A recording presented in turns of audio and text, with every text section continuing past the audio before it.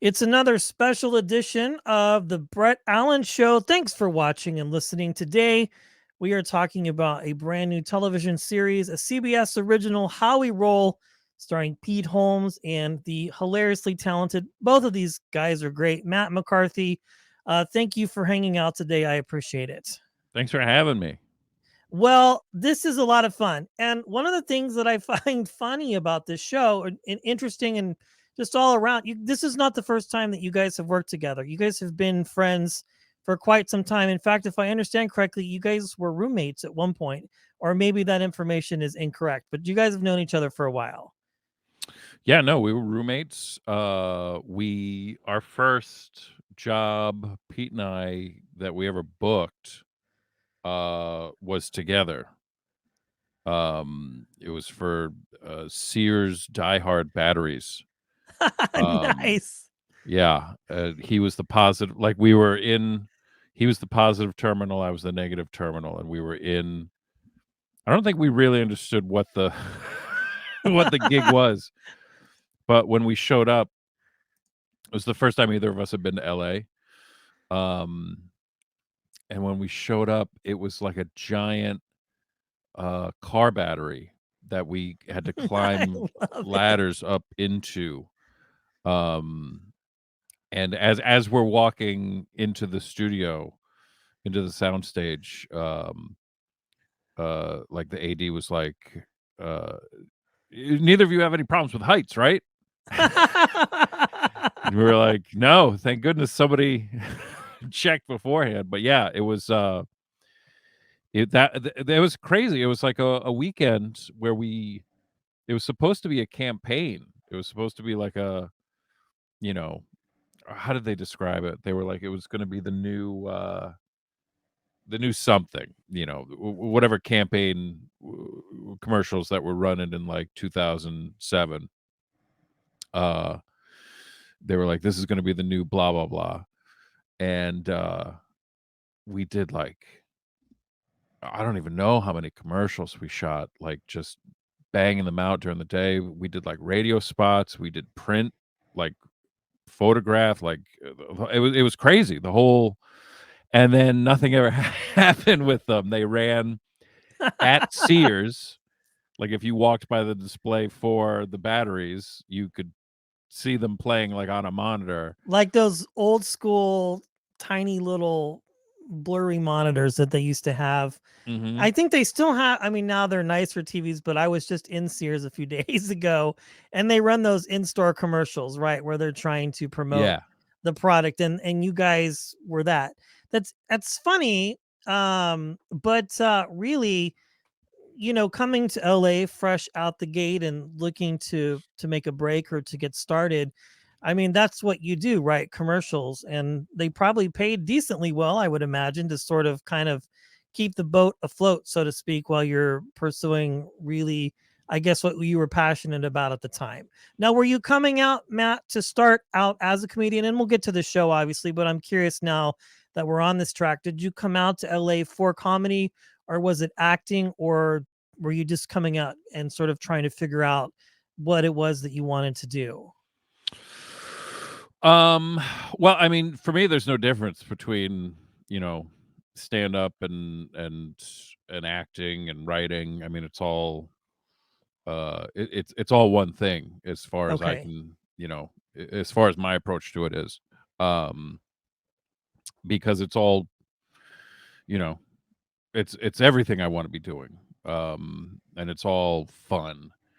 So I mean, I was in New York for like 15 years, all said and done, including college or after college. And then moved to LA because for a couple reasons. One, the first one was because we lost our apartment, and the people we were subletting it from, or I don't even remember how it worked, were like, yeah, we don't like being landlords, so we're not going to do this anymore. They're like, you're out. Yeah. And so we were like, well, if we got to move, we might as well just move to LA because it's gonna happen eventually, just the nature of what we do. My wife and I are both in this business, and everyone we know had kinda already moved out here. Like, most of the comics I came up with had already moved out here, and we were still waiting to hear about the Pete Holmes show, the talk show. Right. We had done the pilot, and then I was like, "Well, all these things are kinda pointing to just go to LA and then see what happens." And then even after I moved to LA, it was still, like, another year. It was crazy how long it was between shooting the pilot and finding out if that show was going, to the point that we were like, "There's no way they're picking up this show because we haven't heard anything forever." Sure. So those were all the factors that led to moving out here, and then just doing all the same stuff I did when I was in New York. Yeah, I would say so. I've heard other comedians talk about this, and I'm very curious about your experience. I also obviously you just mentioned New York was the starting ground for you and where you cut your teeth. Do you find it, or did you find it more challenging to get your start there versus perhaps maybe coming to LA and then starting in LA? Does that question make sense? Like, I've heard other comics say, well, you go to New York is a great place to start because, there are a lot of places to perform and to grow as a comic. And if you come to LA, that's where all the industry people are. So you're getting seen faster, but maybe if you don't have enough experience or things are challenging, it could be a bit of a rougher start as a comic and as a writer. Yeah, I suppose that's true. I've heard that approach as well. I mean, I can only speak to my experience, and I don't know Sure. what it would have been like starting somewhere else. It definitely feels like New York is a much more, it's a town for stand-up comedy. Um, and LA is much more of a town for, TV and movies. But, I've had the same opportunities and booked the same kind of work in either place.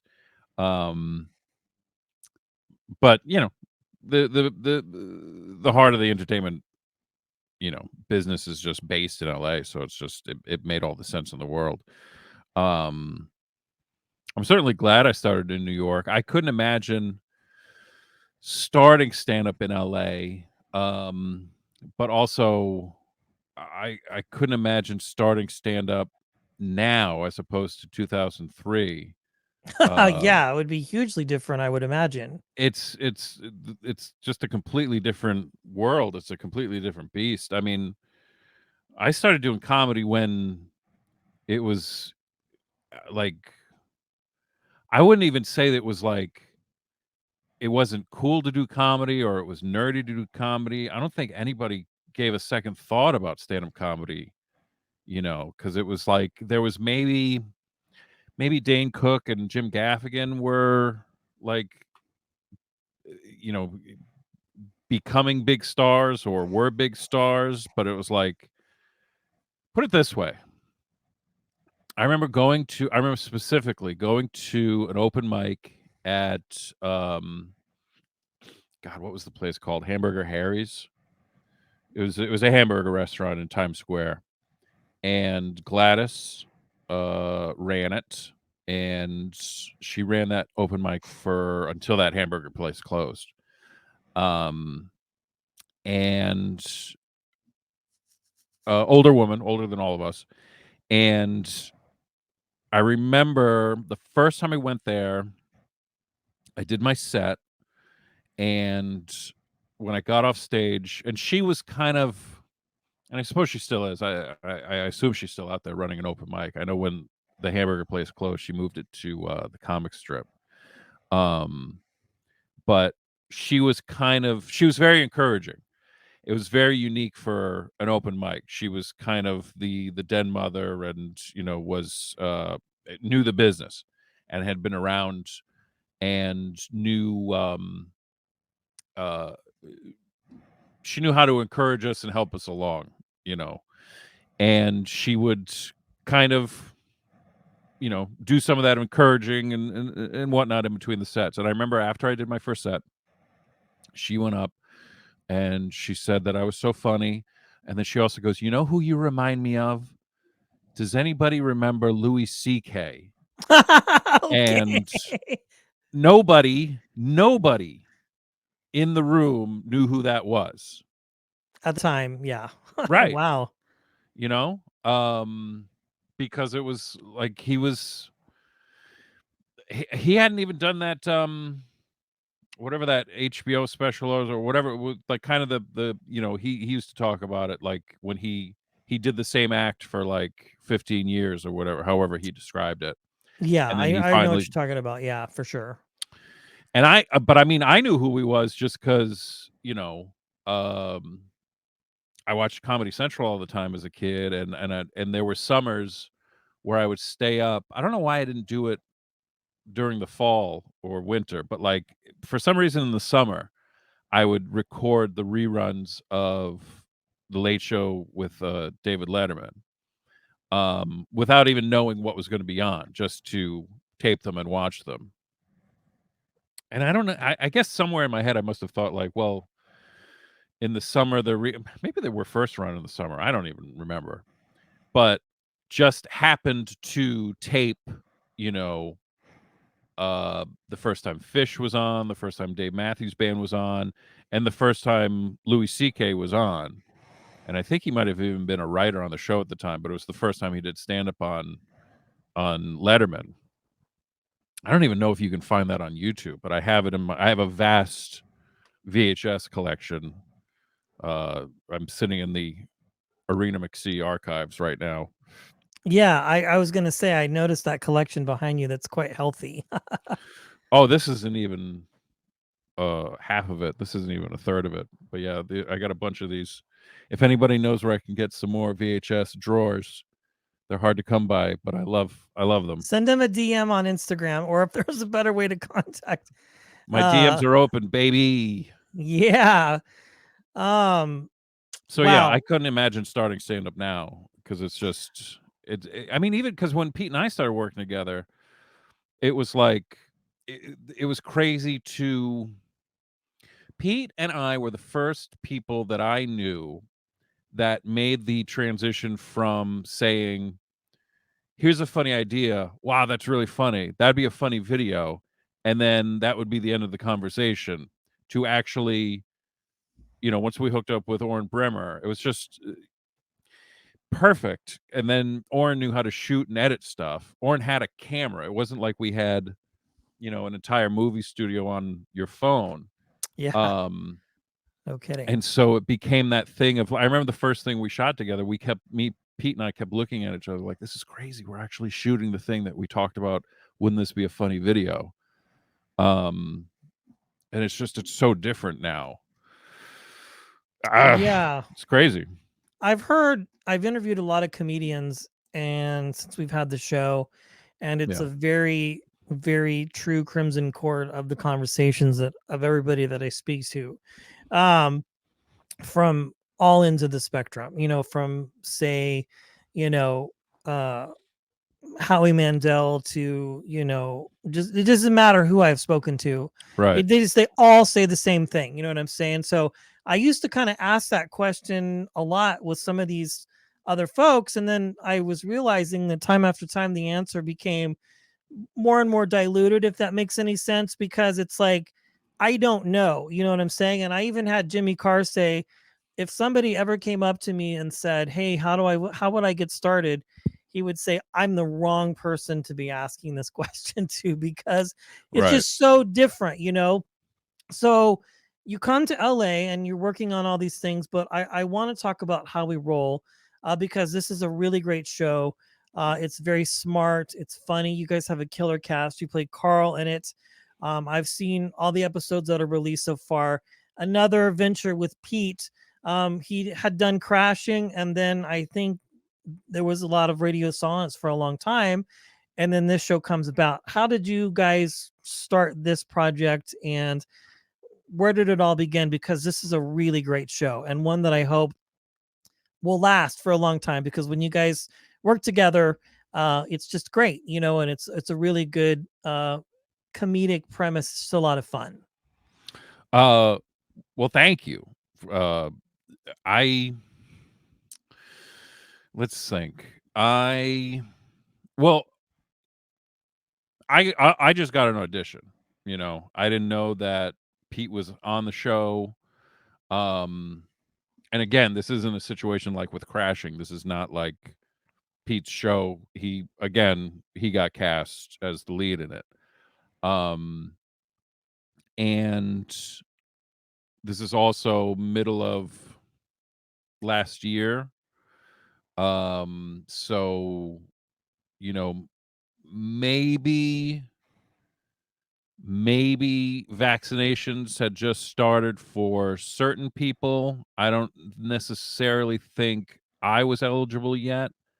I may have been because I am, a few extra pounds, but you You're in know what good I mean? company, my friend. You You're in know what good I mean? company. But You're I don't funny. Comorbidities, as Rogan says. No, I know. I get it. I'm with you, my friend. Trust me. yeah. I get it. Um but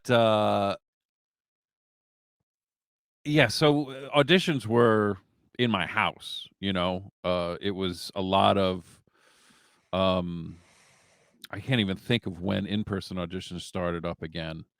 But this was at a time when it was like, nothing was happening, and it was, I shot it on my phone, ran it with my wife a couple of times, the audition.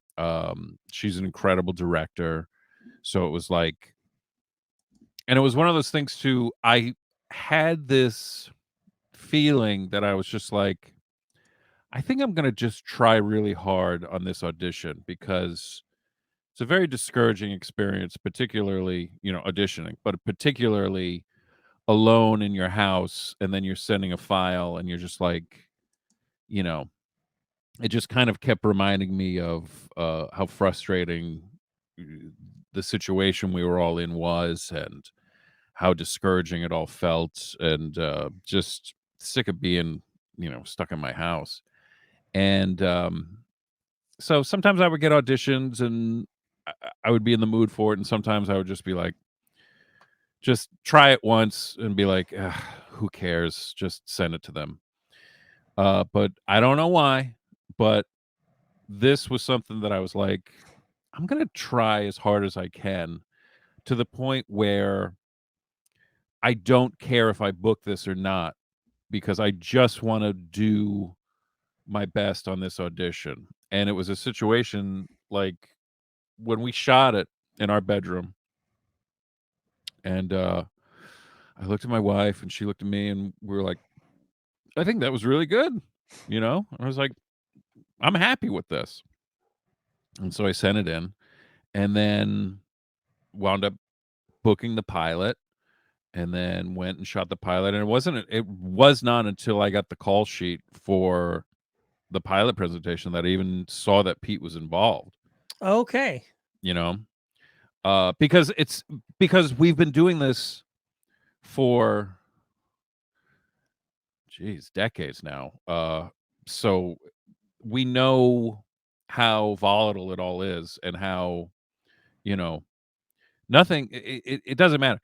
Nothing is, there was no point in him calling me and saying, "Hey, they asked me, is there any people that, like, I like working with, because it's set in a bowling alley," and it's like, "Okay, let's think it's like Cheers in a bowling alley. We need, people hanging out in the bowling alley. So who are people that you enjoy working with?" So I can't even imagine how many other people got an audition. It's pilots, so it's like tons of people got an audition. Even after I'd done the pilot presentation, I was just like, I have one line. I'm just happy to be here. I just want to do the best I can with the line. And then this thing isn't going to go. And if it does, cool. If not, I don't care, because, just trying to do my best in the present. Got it. Um, and then sure enough, the thing went. And then it was, even then, hearing that the show got picked up, there was no guarantee that I'm going to be a part of it.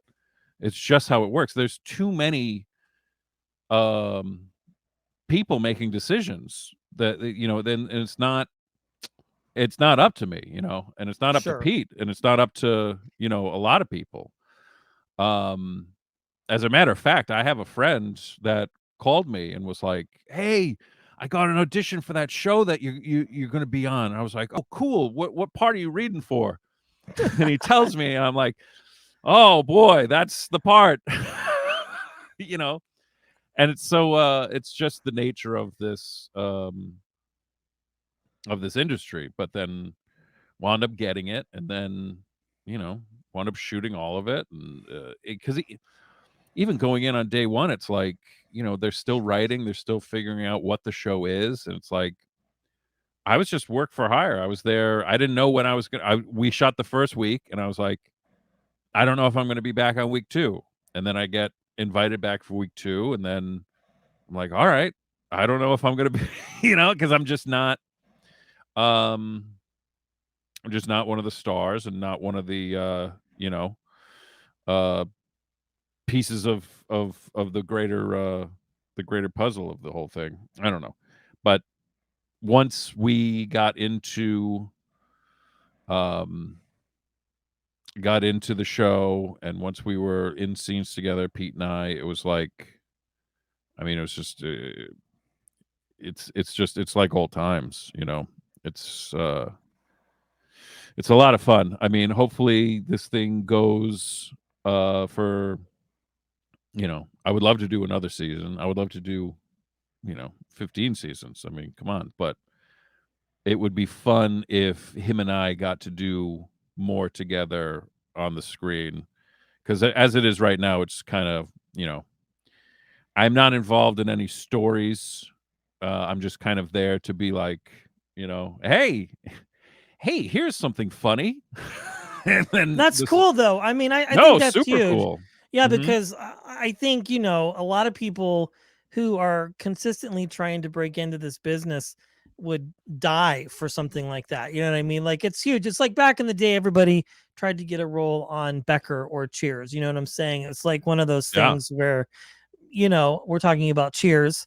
But it's great. I mean, I tell you, um, No, it's what wonderful. one It's a perfect gig.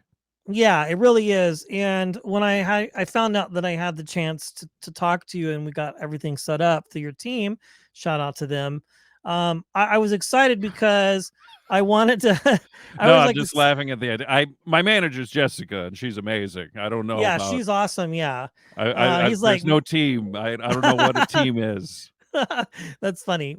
Pete has a team. For There's, sure. Yeah, Pete's yeah, definitely he got a does. team. Trust me, because we've tried getting him on multiple times, and Uh-huh. oftentimes the team has things to say. But I digress. It's a fun show. I mean, the whole cast is really good, and I think, especially now with a need for content to consume and funny stuff to consume, it's just very lighthearted and great. You know what I'm saying? And Yeah. Pete's good, you're good, and it's just a lot of fun. One last question here, Matt, and again, I know we've kind of talked about this off and on with sort of your trajectory with Pete and sort of working with him and then working independently and now coming back together. Um, I don't like to use the term regret, but I do like to ask the question of, is there ever been a moment in your long career where you maybe passed on something or maybe would have done something differently? Uh, in spite of things, hindsight always being 2020, or would you have just really kept everything the same pretty much? Um, that's a good question. I mean, I try to, not regret the past, nor do I wish to close the door on it. But I mean, put it this way, I'm not in a position to turn down work. I'm definitely, I'm a very. It wasn't until I started doing, comedy that I understood, like, oh, there's like working class actors, uh, just trying to get to the next gig. For Somebody sure. somebody asked me recently. They were like, "What are your career goals?" And I was like, "I anything. I just want to be Anything working." that pays the bills, right? Yeah, I mean, I really. gotta. Yeah, no, we gotta. Uh, yeah, I mean, come on. So I think my only regrets, would be just, I think just looking back at times in my life when I was a little more self-destructive and, um, wondering but not dwelling on, what could I have done different? But, Sure. but frankly, it's, everything that's happened is, gotten me to here and today right now.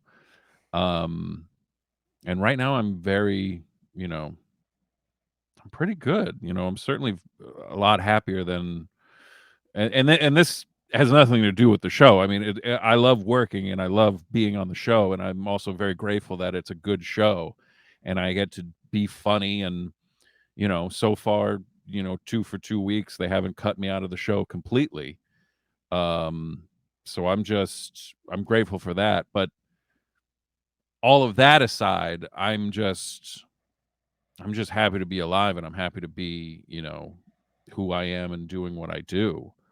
Um, but there have been plenty of times in my life where I'm like, compare and despair, as they say. Like, why does this person get to do that? Why didn't I get this? Or like, audition. It's one of the frustrating things I've found is, going on auditions is you don't totally understand what the job is or what the gig is, and then suddenly you see it on TV, and And you're you're just like, man. But I can do that with anything. I could do that with any aspect of my life and find something isn't enough. Whereas I try to live in a place where, you know, I want the things that I already have. And so I don't know. That's where my head's at right now today. I love it. I think that's great. And I love that compare and despair. Even as a podcaster, doing this on my own and booking talent, as fortunate and lucky as I've been, it's still, I have those moments like, why did this person get that person on their show and they shut me down? And it's hard because it makes you want to quit and go, Sure. why am I even doing this? But How We Rolled is great. Again, a fantastic CBS original. Here's to cheers to many more episodes. Yeah, thank you so much for your time, Matt. It's been fun chatting with you. I appreciate it. Yeah. Thanks for having me.